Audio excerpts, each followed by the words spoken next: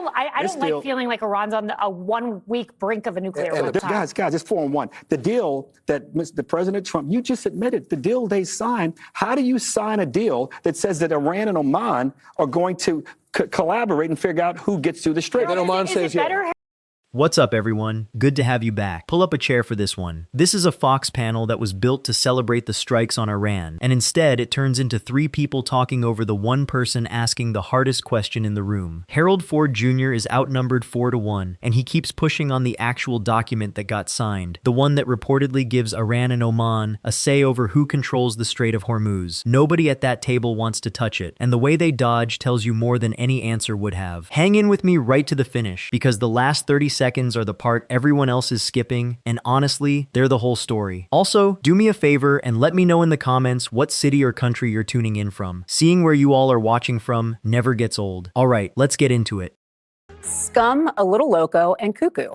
President Trump is swapping the trash talk with action, pounding the Iranian regime with more bombs, the United States launching a second round of strikes in 24 hours in response to Iran firing on ships in the Strait of Hormuz. Now, U.S. forces hitting approximately 170 Iranian targets over the past 2 days. Tehran returned fire, but nearly everything launched was shot down and there were no U.S. casualties. Thank God for that. President Trump vowing to, quote, finish the job, but he's still hopeful of a deal. Watch. We've already won militarily. They have very little left. They want to make a deal so badly. I just don't know if they're worthy of making a deal. I don't know that they're going to honor the deal. That's the problem. Meanwhile, there is a lot of intrigue as to why President Trump swapped airplanes on the way back to the United States. The president flying part of the way home from Turkey to the UK on the old Air Force One, then the new Air Force One back to the United States, the president dismissing the idea that it had to do with security concerns, but reminding the public that he is constantly a target of the Iranian regime. You know, the life of a president is very dangerous. It's 5.2%. You know what a race car driver is? 0.1%. It's a very dangerous profession. No, I'm number 1 on the kill list for Iran. Scary stuff there. Brian, I'm going to start with you because you are a foreign policy guy. So when President Trump says we need to finish the job, what do you think he means by saying you got to bring them down to a point where they're not even attempting to control the Strait. The Strait is their new nuclear weapon. They think it's actually more valuable than a nuclear weapon. They think they can control it. They think they can toll it. And if you look at point 14 of the Memorandum of Understanding, it actually says we will work with Oman and we will administer the Strait.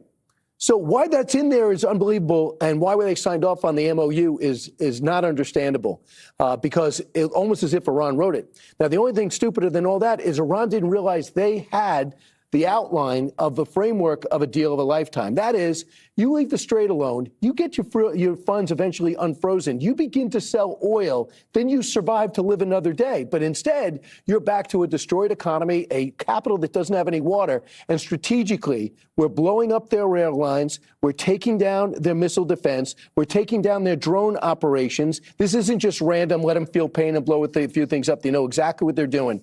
Ultimately, they have to retake the Strait themselves. I know there's a multiple of plans. I hope the president picks the right one. And I also don't think that Witkoff and Kushner should be the ones doing this. They're business guys. They have not been effective in Ukraine, not been effective in Gaza. They have not been effective in this. They can't have 3 portfolios to begin with. We have a State Department for a reason. Marco Rubio, even Democrats admit, has been looked at as a genius internationally. He is the guy that most people would want, even if you gave truth serum to Democrats. He should take the lead on this, because you can't do this like a business deal. You have to understand the history of the region and how distrustful the Iranians have been. They will only make a decision if they have no other choice. 3 seconds into this segment and the tone is already set. Name calling, then bomb. That is the order of operations now, and nobody on that panel blinks at it. But the thing that actually stopped me is the victory lap. The president said this: "We've already won militarily. They have very little left." Hold on to that sentence, because the people sitting on that same set spend the next 6 minutes taking it apart piece by piece, and one of them used to work for him. Start with Brian Kilmeade. Not a liberal, not a critic, not an opponent. He pulls up point 14 of the agreement that was signed, and here is what he says about it. Why they signed off off on the MOU is not understandable because it's almost as if Iran wrote it. Let that land. A host on the friendliest network in the country just said the document our side signed reads like the other side drafted it. And you have to understand what that does to the dealmaker brand. The entire pitch for a decade was that everybody else got played and this administration would never get played. Point 14 says otherwise. Not according to me, according to them. Then Brian keeps going, and this is the part that turned my stomach a little. He lists what is being accomplished over there. A destroyed economy, a capital that doesn't have any water. He says it like a scoreboard. A city without water is not a scoreboard. That is children, that is hospitals, that is elderly people in summer heat with nothing coming out of the tap. You can believe a government is dangerous and still refuse to cheer when a water system goes down. Those two positions have never once been in conflict. And then the quiet admission that closes the block. Brian says the men running this should not be the ones running it, and he calls Steve Witkoff and Jared Kushner exactly what they are, business guys. He says there is a State Department for a reason. Even the supporters know the wrong hands are on the wheel. You know, Kayleigh, Brian laid out what the United States has done to Iran thus far, yet they're still standing. Have we underestimated Iran's capacity for pain? Yeah, I think that's a great point. And yes, we have. And their capacity to have multi-tiered leadership dispersed throughout the country to survive and weather a storm in the great might of the United States military. You know, I'm going to quote a great foreign policy expert, my husband, Sean Gilmartin, who said something very brilliant last night. I joke because he's a retired MLB baseball player. But he said, you may not be able to solve Iran, but you can manage it. And I thought to myself, he's right. Look, solving the issue of Iran means removing the nuclear dust from the country. We are very far from that. That doesn't look like anywhere near a possibility at this point.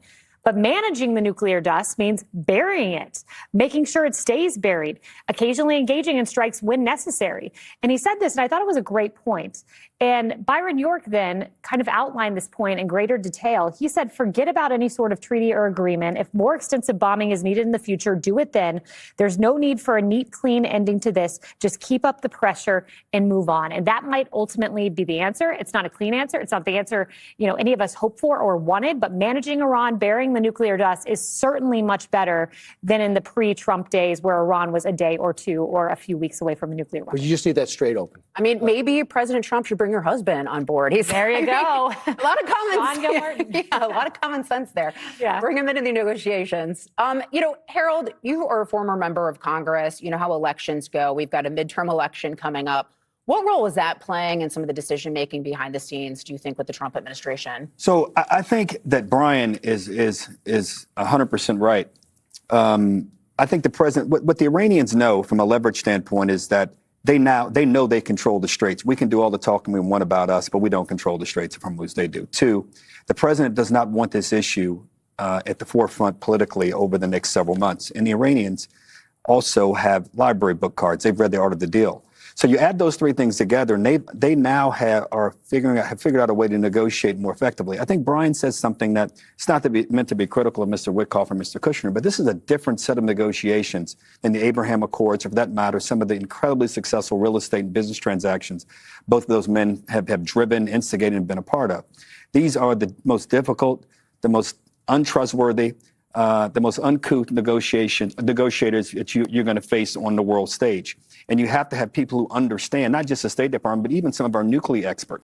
Here is the exchange that should have been the headline. The host asks it straight out. Have we underestimated Iran's capacity for pain? And Kayleigh McEnany, who stood at that podium and defended this administration to the entire world press corps, answers her, yeah, I think that's a great point. And yes, we have. Yes, we have. That is a concession. That is somebody from the inside saying on live television that the assumptions were wrong, roughly 2 minutes after a clip of the president claiming the war is already finished. And she does not stop there. She says solving this means removing the nuclear material from the country, then adds that we are very far from that and that it does not look anywhere near possible. So what exactly was won? What does already won militarily mean when the actual objective is nowhere near possible and the leadership is still standing? You cannot put both of those statements inside the same 7 minutes and expect grown adults to take the victory claim seriously. One of them is marketing. The other one is the honest answer, and it came from the person with the least reason on earth to give it. Then Harold Ford Jr. steps in and does the one thing nobody nobody else on that stage is willing to do. He explains why the other side has leverage instead of pretending the leverage isn't real. He points out they know they control that waterway, and then he lands the sharpest thing said all night. The Iranians also have library book cards. They've read The Art of the Deal. That line is doing more work than everything else on that panel combined. Every tactic this administration runs has been published, marketed, and sold in paperback for 30-something years. Maximum pressure. Insult them in public. Walk away from the table. Come back and offer a deal. If your opponent has already read the manual stops being a weapon and becomes a weakness. Harold saw it. The other three did not. Now, to your husband's point, he's right.